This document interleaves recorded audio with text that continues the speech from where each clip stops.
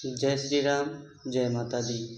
नित्य पूजा में 10 बातों का ध्यान अवश्य रखना चाहिए। अपने घर पर आप जब नित्य पूजा करते हैं तो आपको इन विशेष बातों का ध्यान रखना चाहिए, क्योंकि शास्त्रों में पूजा के कुछ नियम और कुछ विधान बताए गए हैं। तो आपको इन बातों का विशेष ध्यान रखना चाहिए। वैसे तो शास्त्रों में बहुत सी बातें बताई गई हैं, लेकिन कुछ खास बातें और छोटी छोटी बातें हैं जिनको आपको अवश्य ध्यान में रखना चाहिए। तो आइए बताते हैं आपको कौन सी बातों का ध्यान पूजन में रखना चाहिए। जब भी आप पूजा करें तो आपको सर्वप्रथम जब भी आप पूजा करें तो आपको माथे पर तिलक अवश्य लगा लेना चाहिए। अपने मस्तक पर तिलक लगा करके ही पूजन करना चाहिए। और तिलक लगाए बिना अगर आप पूजन करते हैं तो उस पूजन का कोई फल आपको प्राप्त नहीं होता है। इसलिए जब भी आप पूजा करें तो मस्तक पर पहले तिलक लगाएं। और दूसरी बात, जो तिलक आप अपने मस्तक पर लगाते हैं उस तिलक को, उस चंदन को देवताओं को नहीं लगाना चाहिए, क्योंकि वो चंदन जूठा हो जाता है और जूठा चंदन देवताओं को अर्पण नहीं करना चाहिए। इसलिए अपने लगाने के लिए तिलक चंदन अलग रखना चाहिए और देवताओं का चंदन अलग रखना चाहिए। अपने चंदन लगाने के बाद उसको अलग रख दीजिए और उसके बाद जो देवताओं के हैं, देवताओं के निमित्त रखे हैं, उसको अलग रखना चाहिए। और तीसरी बात, देवताओं को जो अक्षत चढ़ाए जाते हैं उन अक्षतों को 3 बार धुलना चाहिए। यानी पहले 1 बार धुलें, फिर दूसरी बार धुलें और उसके बाद तीसरी बार धुलें। 3 बार धुल करके उन अक्षतों को देवताओं को चढ़ाना चाहिए। पितरों के लिए 1 बार अक्षत धुला जाता है। अगर पितरों के लिए आप अक्षत धुल रहे हैं तो 1 बार धुलना चाहिए। देवताओं के लिए धुल रहे हैं, देवताओं को अक्षत चढ़ाना है तो 3 बार अक्षतों को धुलना चाहिए। और देवताओं को जो अक्षत चढ़ाए जाते हैं तो अखंड अक्षत होना चाहिए। अक्षत टूटे हुए खंडित अक्षत देवताओं को नहीं चढ़ाना चाहिए। चौथी बात, आप जिस आसन पर बैठ करके पूजन करते हैं तो उस आसन को अपने पैर से नहीं खिसकाना चाहिए, क्योंकि कुछ लोग ऐसे होते हैं जो आलस्य के कारण बिना झुके अपने बैठने वाले आसन को पैर से इधर उधर खिसका देते हैं, हटा देते हैं।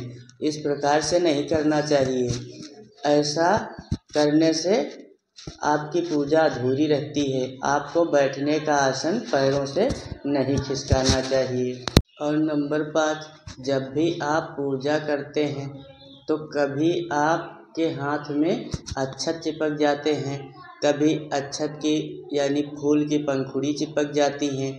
तो अगर इस तरह से आपके हाथ में अक्षत या कोई वस्तु चिपक जाती है पूजन करते समय, तो आपको इस तरह से हाथ रगड़ करके हाथों को नहीं साफ करना है। या मान लीजिए आप कहीं प्रसाद लेते हैं या हवन करते हैं और हवन सामग्री आपके हाथ में चिपक जाती है या प्रसाद आपके हाथ में चिपक जाता है, तो आपको इस तरह से हाथ नहीं साफ करना चाहिए। जब भी आपके हाथ में ऐसा कुछ पुष्प आदि चिपक जाए तो आपको हाथ धुल करके साफ करना चाहिए। अभी तो हाथ को धोना चाहिए, हाथ को इस तरह रगड़ना नहीं चाहिए। और जब भी आप पूजा करें तो भगवान के सिर के ऊपर से हाथ नहीं घुमाना चाहिए। मान लीजिए आप भोग लगा रहे हैं तो हाथ में जल लेकर के इस तरह से घुमा देते हैं, तो आपको भगवान के सिर के ऊपर से हाथ घुमाना नहीं चाहिए। चाहे भोग लगा रहे हो या कुछ भी आप अर्पण कर रहे हो, आपको भगवान के सिर के ऊपर से हाथ नहीं घुमाना है। ऐसा शास्त्रों के अनुसार वर्जित माना जाता है। और नंबर 7, बासी जल कभी आपको नहीं भगवान को अर्पण करना चाहिए। बासी जल और बासी फूल भगवान को अर्पण नहीं किया जाता है। अगर मान लीजिए आपके पास ताज़ा जल नहीं है, आप कहते हैं कि हमारे यहाँ 2 दिन 3 दिन पानी नहीं आता है, तो आपको क्या करना है, तो अब इस तरह की अगर आपके पास व्यवस्था है तो आप जब ताज़ा जल लेकर के आएँ तो उसमें थोड़ा सा गंगा जल या तुलसी दल मिला करके रख दें, तो वो जल ताज़ा ही माना जाता है, बासी नहीं होता है। या फिर आपको गंगा जल में थोड़ा सा जल मिला करके भगवान को अर्पण करना चाहिए, और बासी फूल भगवान को नहीं चढ़ाया जाता है। इसलिए भगवान को अर्पण करने के लिए ताज़े पुष्प ही लाना चाहिए और भगवान को अर्पण करना चाहिए। और भगवान को जब भी जल चढ़ाएं तो उसमें नाखून आपके नहीं छूना चाहिए। जैसे मान लीजिए आप लोटा लेकर के आए तो उस लोटे में आपके नाखून नहीं छूना चाहिए, नहीं डुबोना चाहिए, नहीं तो वो जल अशुद्ध हो जाता है। इस प्रकार से जब आप जल लेकर के आएँ तो उसको अपने हाथ की हथेली पर लेकर के भगवान के पास जाना चाहिए, उसमें नाखून नहीं डुबोना चाहिए। और पूजा का जो जल है उस जल को कांच के पात्र में नहीं रखना चाहिए, तांबे के या पीतल के पात्र में, धातु के पात्र में ही आपको पूजा का जल रखना चाहिए, नहीं तो वो जल अशुद्ध हो जाता है, अशुद्ध माना जाता है। इस प्रकार से आपको जल चढ़ाना है, भगवान को जल अर्पण करना है। और जो दीपक आप भगवान के सामने जलाते हैं, दीपक प्रतिदिन जलाया जाता है, तो वो दीपक बिल्कुल शुद्ध और साफ होना चाहिए। उस दीपक में आप किसी के यहाँ होता है कि उसमें कारिक लग जाती है, और बाती जो आप जलाते हैं तो बाती प्रतिदिन नई जलानी चाहिए। जली हुई बाती, एक दिन जली हुई बाती दूसरे दिन नहीं जलाना चाहिए। और दीपक को प्रतिदिन धुलना चाहिए, साफ करना चाहिए, साफ करके ही उसमें दीपक जलाना चाहिए। और दीपक जलाने के बाद या आरती करने के बाद आपको हाथ अवश्य धोना चाहिए। दीपक जलाने के बाद हाथ धुला जाता है, और हाथ धुल करके ही दीपक जलाना चाहिए, और दीपक जलाने के बाद भी हाथ धुलना चाहिए, उसके बाद कोई कार्य करना चाहिए। और जो दीपक आप जलाते हैं तो एक दीपक से दूसरा दीपक नहीं जलाना चाहिए, ऐसा करने से दरिद्रता आती है। और घी का दीपक जो है वो भगवान के दाहिने भाग में रखा जाता है, और जो अगर आप तेल का दीपक जलाते हैं तो वो बाएं भाग में रखना चाहिए। इस प्रकार से आपको दीपक जलाना चाहिए। आप देवताओं की पूजा जब भी करें तो मंत्रों के साथ देवताओं की पूजा करनी चाहिए, क्योंकि बिना मंत्रों के पूजा पाठ नहीं करना चाहिए। मंत्र के साथ ही भगवान की पूजा करनी चाहिए। क्योंकि कुछ लोग तो कहते हैं कि भगवान तो भाव के भूखे हैं। ये बात बिल्कुल सत्य है, भगवान भाव के भूखे हैं। भाव के साथ ही भगवान की पूजा करनी चाहिए, भगवान स्वीकार कर लेते हैं। लेकिन आपकी भी तो कुछ जिम्मेदारी बनती है कि अपने भगवान को कुछ मंत्र सुनाए जाएं, कुछ श्लोक सुनाना चाहिए। इसलिए मान लीजिए आपको मंत्र नहीं आते हैं तो आप भगवान की पूजा करेंगे, आपको भगवान की पूजा अवश्य करनी है। लेकिन अगर मंत्र नहीं आते हैं तो मंत्र 3 प्रकार के होते हैं, और आपको अगर मान लीजिए तीनों प्रकार के मंत्र नहीं आते हैं, मंत्र 3 प्रकार के होते हैं, एक तो वेद मंत्र, और दूसरे आगम मंत्र, और तीसरा नाम मंत्र। अगर मान लीजिए आपको वेद मंत्र नहीं आते हैं तो आप आगम मंत्र से पूजन कर सकते हैं। अगर आपको आगम मंत्र भी नहीं आते हैं तो आप नाम मंत्र से भगवान का पूजन कर सकते हैं।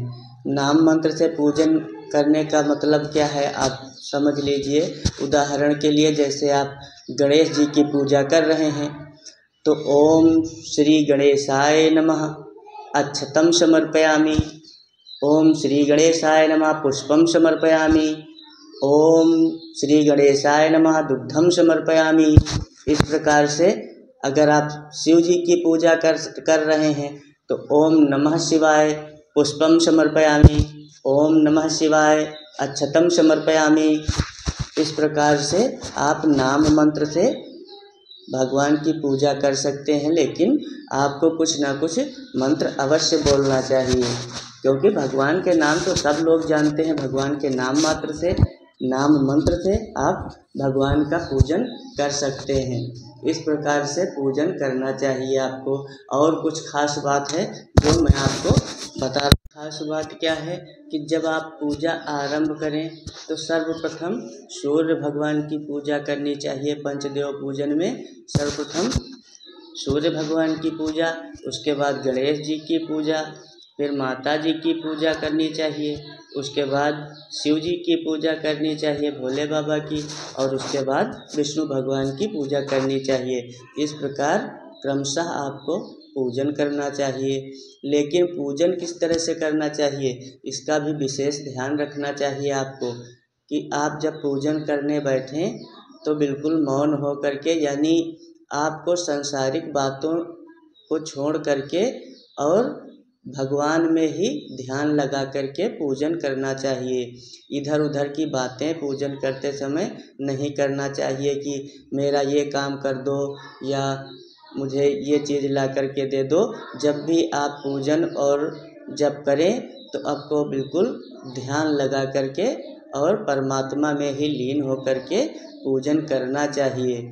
सांसारिक बातों से अलग हो जाना चाहिए जितनी देर आप भगवान की पूजा कर रहे हैं। और भगवान को जब भी पुष्प चढ़ाएं तो मध्यमा यानी मध्यमा उंगली और ये अंगूठा और ये तर्जनी, इन 3 उंगलियों से, अंगूठा, मध्यमा और अनामिका, 3 उंगलियों से आपको भगवान को पुष्प अर्पण करना चाहिए। इस प्रकार से भगवान को पुष्प अर्पण किया जाता है। और जब आप पुष्पों का निर्माल्य करते हैं तो आपको अंगूठा और तर्जनी का प्रयोग करके भगवान के पुष्पों का निर्माल्य कर लेना चाहिए। इस प्रकार से पुष्प चढ़ाने का और निर्माल्य करने का नियम होता है।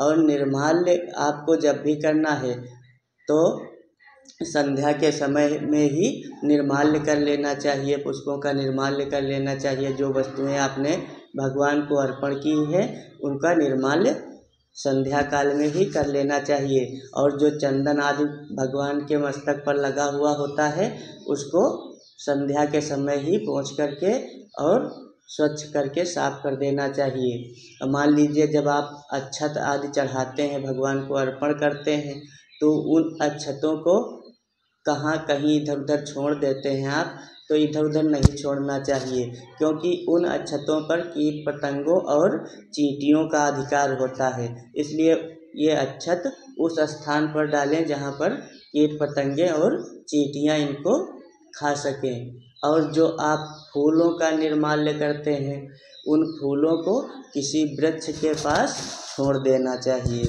इस प्रकार से आपको भगवान की पूजा करनी चाहिए। ये जानकारी अगर आप लोगों को अच्छी लगी तो वीडियो को लाइक, शेयर और कमेंट ज़रूर करें। जय माता दी, जय श्री राम।